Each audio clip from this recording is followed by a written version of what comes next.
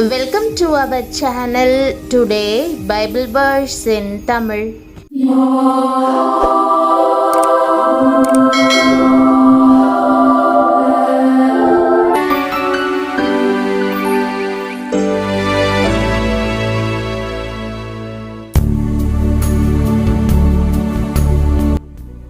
இன்றைய வசனம் சங்கீதம் 46:10. கிறிஸ்துவுக்குள் பிரியமானவர்களே, நம்முடைய ஆண்டவரும் இரட்சகருமான இயேசு கிறிஸ்துவின் வல்லமையுள்ள நாமத்தில் உங்களை வாழ்த்துகிறேன். நீங்கள் அமர்ந்திருந்து நானே தேவன் என்று அறிந்து கொள்ளுங்கள் என்ற வாக்குதத்த வசனத்தை இன்று நாம் தியானிப்போம். இது எவ்வளவு வல்லமையான வசனம்! அமர்ந்திருந்து என்பது தேவனுடைய பாதத்தில் காத்திருப்பது என்பதாகும். அமர்ந்திருக்கும் அனுபவம் ஒரு ஆசீர்வாதமான அனுபவம். கர்த்தருடைய பிரசன்னத்தில் அமைதியாய் அமர்ந்திருப்பது நம்முடைய விசுவாசத்தை காண்பிக்கிறது. அவரை நம்பி நம்முடைய பாரத்தை எல்லாம் அவர் மேல் வைத்துவிட்டு இளைப்பாறுவது நாம் அவரை எவ்வளவாய் நேசிக்கிறோம் என்பதை வெளிப்படுத்துகிறது.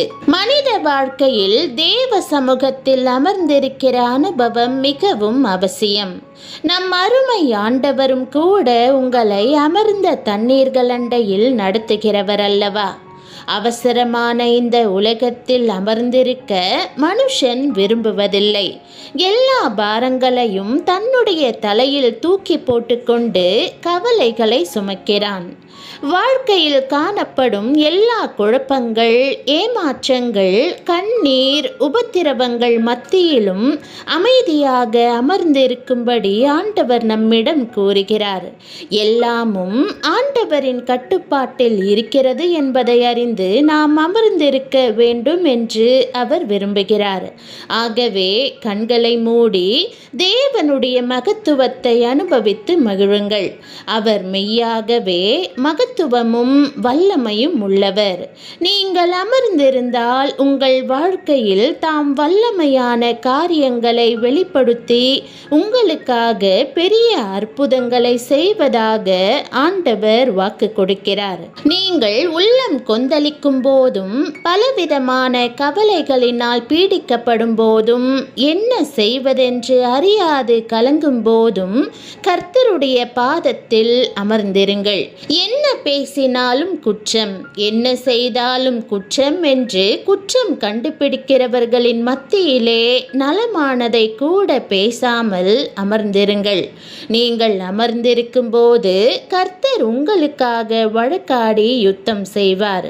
நீங்கள் அமர்ந்திருக்கும் போது கர்த்தர் உங்களுக்காக வைராக்கியமாக எழுந்து நிற்பதை காண்பீர்கள்.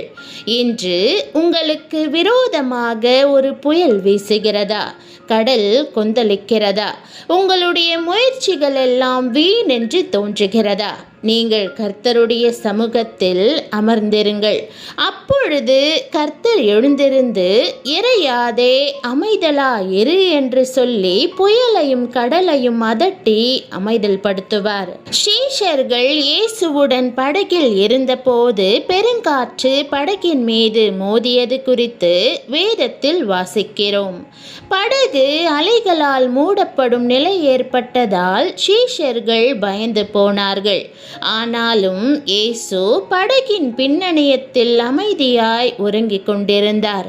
சீஷர்கள் அவரை நோக்கி கூப்பிட்ட போது அவர் எழுந்திருந்து இறையாதே அமைதலாயிரு என்று கூறினார். அப்போதே பெருங்காற்று நின்று போனது. வீசின புயலையும் கொந்தளித்த கடலையும் அப்படித்தான் அமர பண்ணினார். 18 மைல் நீளமும் 13 மைல் அகலமும் உள்ள அந்த கடல் அலைகள் அமைதியாக அடங்கிவிட்டன. புயல் அமர்ந்து தெய்வீக அமைதல் அங்கே நிலவியது. அவ்வாறே உங்கள் வாழ்வில் வீசும் புயலையும் கனப்பொழுதில் நிறுத்துவதற்கு ஆண்டவரால் முடியும்.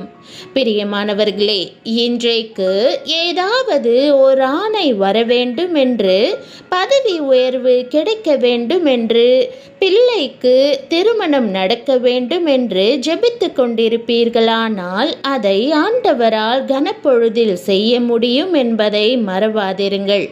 தேவன் மேல் விசுவாசம் வைத்து அமைதலாயிருங்கள்.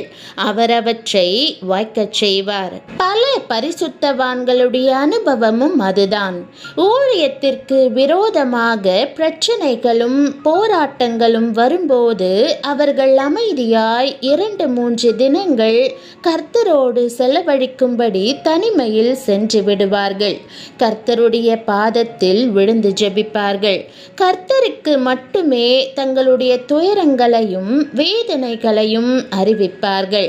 பின்பு அவர்கள் கழுகை போல் புதுபலன் அடைந்து திரும்பி வரும்போது கர்த்தர் தங்களுக்காக யாவும் செய்து முடித்திருக்கிறதை காண்பார்கள்.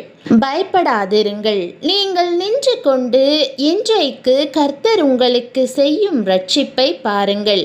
இன்றைக்கு நீங்கள் காண்கிற எகிப்தியரை இனி என்றைக்கும் காண மாட்டீர்கள். கர்த்தர் உங்களுக்காக யுத்தம் பண்ணுவார். நீங்கள் சும்மா இருப்பீர்கள் என்று அவர் சொன்னார். நீங்கள் சும்மா இருப்பீர்கள் என்பதன் அர்த்தம் என்ன? அமர்ந்திருப்பீர்கள் என்பதே அப்போஸ்தலனாகிய பேதுரு அமர்ந்திருப்பதுடன் அடங்கியும் இருங்கள் என்று ஆலோசனை சொல்லுகிறார். ஆகையால் ஏற்ற காலத்திலே தேவன் உங்களை உயர்த்தும்படிக்கு அவருடைய பலத்த கைக்குள் அடங்கியிருங்கள்.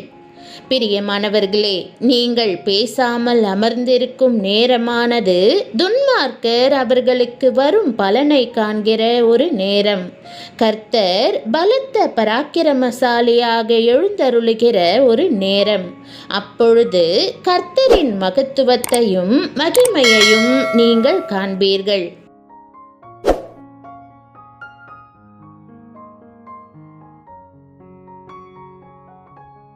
ஜெபம். அன்பின் ஆண்டவரே, என் வாழ்க்கையை முற்றிலுமாக உம்முடைய அன்பின் கரங்களில் ஒப்படைக்கிறேன். எனக்காக நீர் யாவற்றையும் செய்து முடிப்பதாக வாக்கு கொடுப்பதற்காக உம்மை ஸ்தோத்தரிக்கிறேன்.